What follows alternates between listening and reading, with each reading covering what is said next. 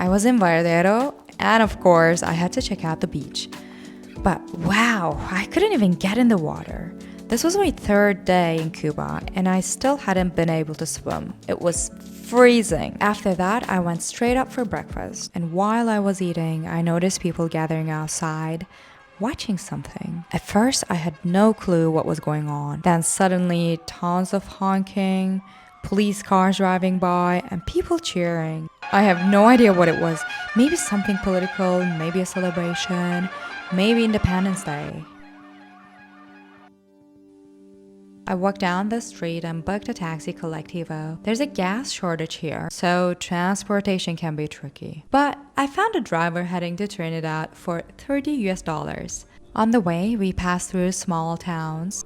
One thing I noticed, no billboards. In Canada, they're everywhere, but here, nothing. The only signs were occasional government messages, but even those were rare. It felt different, almost like a break from all the noise. When I arrived in Trinidad, there was a blackout. The streets were completely dark. After settling in, I started walking around. The government would cut the electricity in different zones. Eventually, I found a spot with some life. There was a little salsa music playing. I ended up making a friend who was in the band. We became really good friends, and then the next day, he told me he wasn't working and offered me to show me around. Instead of the usual tourist tours, I got to experience a local journey. We walked about 10 kilometers out and then 10 kilometers back to see this beautiful waterfall. Cuando lo hablan mucho hasta la garganta le gusta. Sí, el francés es garganta nada más y labios. Muchacho. Eso es costumbre aquí. Ahí no es así. On the way, we stopped for coffee. It was strong. Stronger than I'm used to, but in a good way. The flavor was rich and bold, not like the typical coffee I'd had elsewhere. It felt like it had more depth, more character. I wasn't sure if it was the local beans or just the way they made it, but I really enjoyed it. Wow. ¿Te gusta? Sí, riquísimo. Muy bueno. After that, we tried some fresh sugar cane. They made it straight from the leaves, which was a cool experience to watch. After our long hiking day, we decided to hit the nearby beach to relax. It was quiet, a local spot, not crowded with tourists, a perfect way to end the day.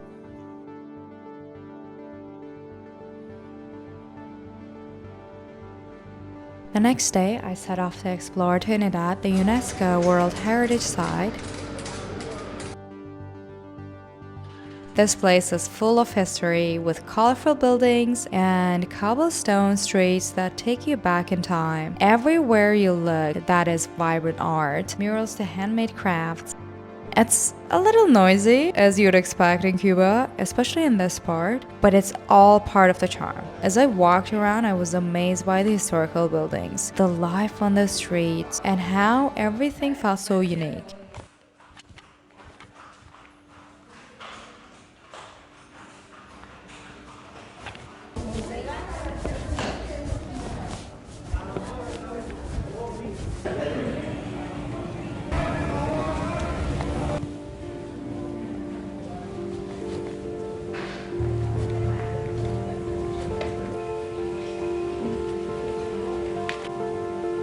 As I walked through Trinidad, I couldn't help but notice how much attention I was getting from the locals. It seemed like they could spot a tourist from a mile away.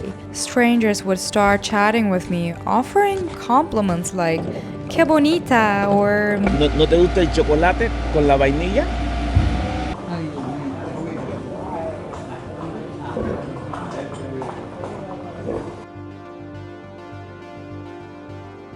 I walked for hours and then I got a little bit tired. Finally decided to try some coffee at the place called Don Pepe.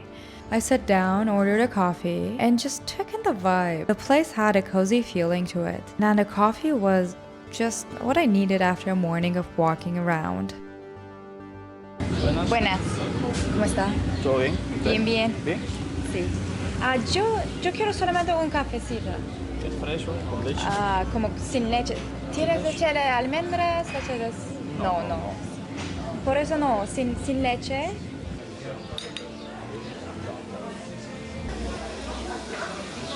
And I continued walking on the streets. I stumbled upon a ceramic shop, one of the oldest in the entire country, I was told. I walked in, and it was like stepping back in time. The machinery, the old school way they made the ceramics, everything felt so authentic. The people working here, they were older, and it added to the experience. I thought maybe I should try it. So later on, I got a chance to take a lesson from one of the artisans. It was a cool, earthy experience.